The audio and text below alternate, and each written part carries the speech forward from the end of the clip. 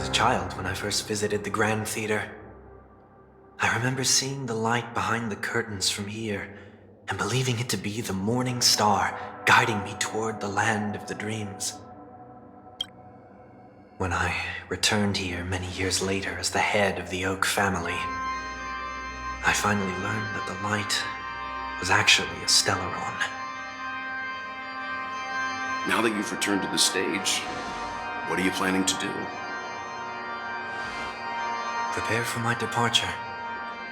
I've always believed that a person's starting point should also be his last stop. Have you ever seen the elderly at the end of their lives? As they welcome their final moments, they invariably raise their hands, stretching their arms into the emptiness. Much like how babies also stretch their arms into the air when they are first born. Humanity flaps their wings twice as they complete their journey. Once when they are born, and once when they die. In order to flap my own wings and soar again.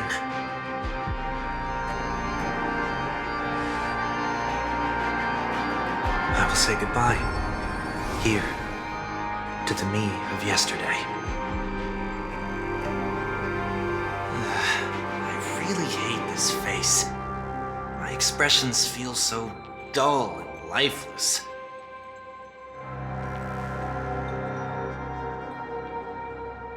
I see.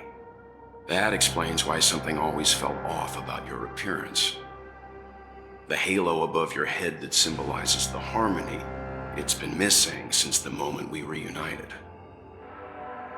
It's true that this ring was bestowed upon our people by the heavens, but that doesn't mean it can't be thrown away.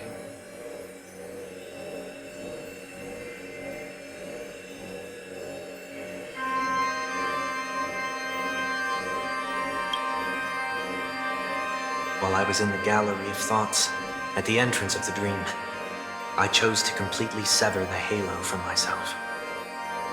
Why? I am a fugitive, after all.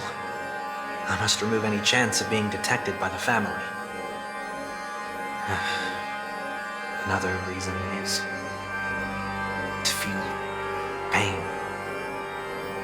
A pain like falling from the sky with broken wings that can keep me awake.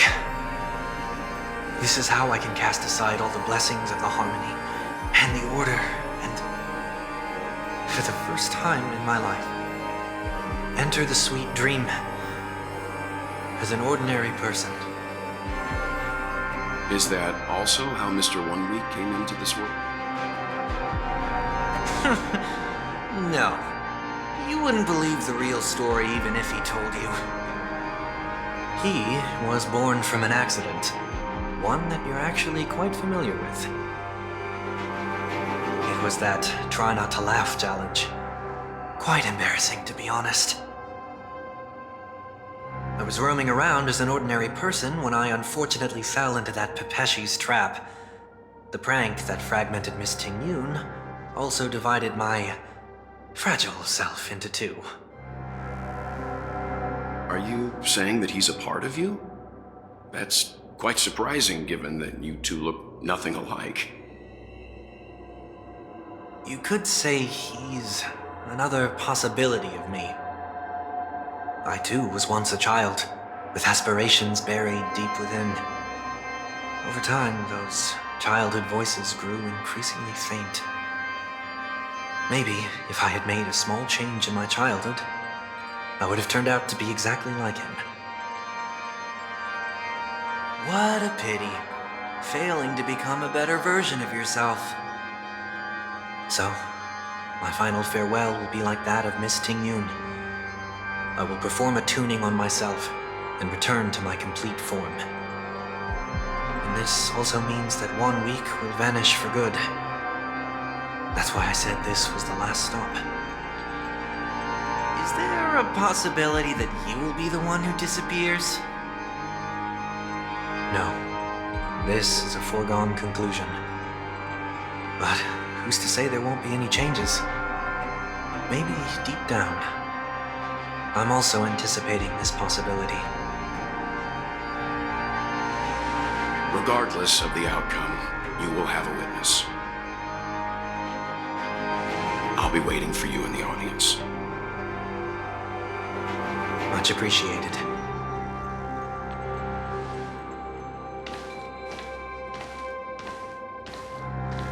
Now, shall we begin? Anticipating this possibility, you've really changed. In the past, you wouldn't have tolerated any noise at all. I'm about to embark on an unknown journey where it will be impossible to maintain my orderly life. I will have to navigate unexpected surprises, much like today.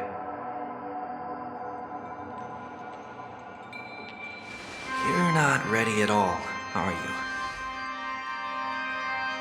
I feel unsettled, maybe even scared. Ever since I left Penacony, I could no longer control everything. Don't flatter yourself. You can't control anything. But isn't that how it is for most people? My fear of the unknown may be a weakness, but your presence has shown me that surprises aren't always bad. Meeting you has been a great help to me, and I'm glad to have discovered this side of myself. I also feel grateful for the opportunity to tell you this in person.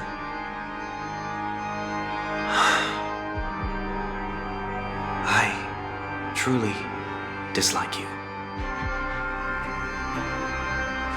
What? Are you sure you didn't mean the opposite? I must admit, many of your qualities strike a chord with me. There are times when I want to joke around, freely express my thoughts, or openly share my dislike of a person. Or my fondness. I want to tell her that I love all her songs. Then go for it, Sonny. You always talk about locking the bird in the cage, but you're the one who's trapped. Look at yourself.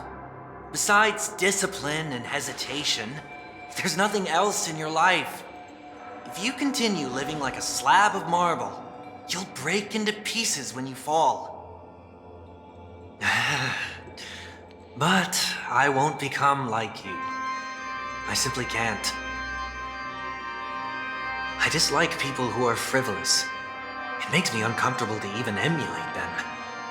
If I fail, I will still uphold my principles, such as decorum and stateliness. As for the harmony, my stance remains the same. Whether it's you or the paths, if what I once doubted, or even opposed, becomes the force I must rely on in the future, then this time, my true heart will guide the tuning. I'll leave it to you. What is this? Leaving your fate entirely up to a coin flip? This isn't like you at all. Did you lose your mind after being run over by the Express? Or were you possessed by that IPC gambler? Failure is always the best teacher. To save more lives, you must first understand what they live for and what they die for. The best way to achieve this is through personal experience. You see, I'm already starting to make changes. Whether it's us merging or one of us disappearing, I'll leave the tuning to fate, and see if I can embrace all that I detest. Only then will I truly be able to walk among the living, in their world. But what if you can't do it? Well, that's out of my hands. It will just prove that I'm still the same person. The person who always disappoints his sister.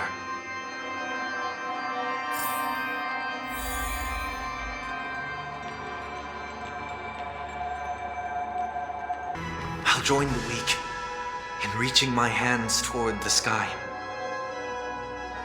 On the planet of festivities, whatever identities I once had, they no longer matter. It's not the gods who answer us, but ourselves from the future. I don't have much to say, but as it's time to part ways, here's one last piece of advice. When telling jokes, be sincere.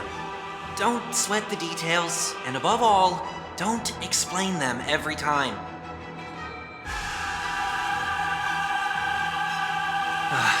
Never mind. Maybe it's better for you not to joke at all. No objections from me. This is so annoying. How did I become so dull?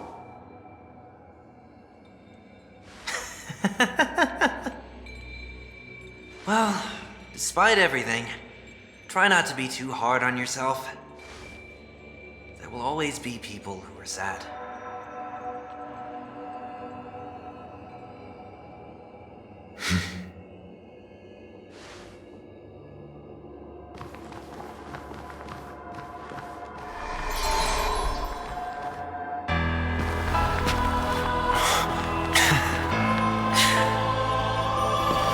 Planet of festivities, land of the dreams. I say goodbye to my home. Should one desire to leave the stage for good, One must first step back onto the stage!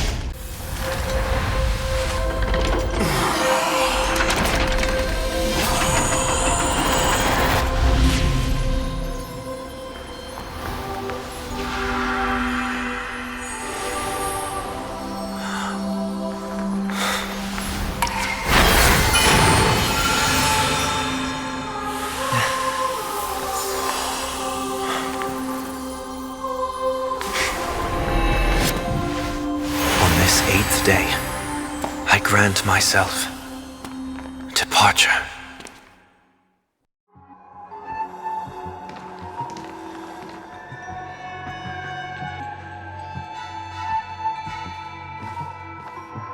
Well, how should I address you now? Mr. Sunday or Mr. Wonweek? Whichever you prefer. He's probably mocking me from inside right now. Thank you for accompanying me through all this, Mr. Yang. This farewell journey has come to an end. What are your plans after leaving Penacony? At this point, there's no need to hide things from you. I believe there's more to the incident involving the Stellaron on Penacony. Are you suggesting that the Dream Master wasn't the one controlling the Stellaron? Don't worry. The Oak family was indeed behind seizing the Stellaron and resurrecting the fallen Eon during the Charmony Festival, and you've already defeated them. But Mr. Gopherwood once told me that all the Order's efforts were aimed at avoiding the same mistakes that the Harmony made. My guess is that the family from the Montour system must be involved. Unfortunately, too much time has passed to verify that. Penacony is just a small territory, and even the family heads with their authority cannot enter the sacred site of the Harmony and inquire about the true will of the Great One. In the worst-case scenario, if Sheepei turned a blind eye, how could the strong defending the weak hold up? Mr. Yang, I just want to tell you this. The Harmony has more than one side. They can be the most steadfast ally of the Astral Express, or the most fearsome enemy. Well, thank you for being honest with me. The efforts of the crew on Penacony were driven by the same concern. After all this, the Harmony and the Preservation will keep the situation on the planet of festivities in balance. With the momentum from the Trailblaze, more forces will arrive and Penacony will become a public space in the cosmos. Freedom is the only answer the Nameless can offer. I'm glad that Penacony needs it. You and I both strive for a peaceful society, even if our reasons are different. And you've gone even further than I have. If not for our paths, perhaps you and I wouldn't be in opposition. Don't sell yourself short. We're not fundamentally opposed. Otherwise, you wouldn't have shown me mercy in front of the Dream Master. This shared journey is my way of repaying you. After all, you are one of my trailblazing goals.